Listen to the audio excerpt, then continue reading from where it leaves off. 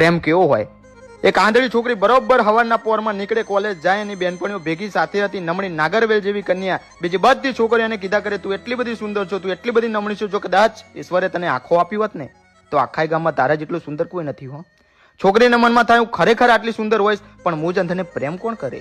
એમાંય છોકરી હવારના પોરમાં કોલેજ જાતી હતી, ચશ્મા પહેરેલા હતા, ને એ જ ગામમાં મામાના ઘરે આવેલો જિગ્નેશ એનો હાથ પકડે છે. હો બાપ.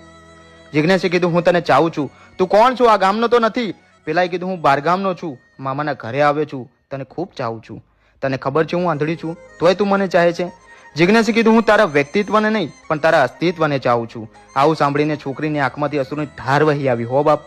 સમય વીતતો કે બંને એકબીજાના ગળા ડૂબો પ્રેમમાં છે.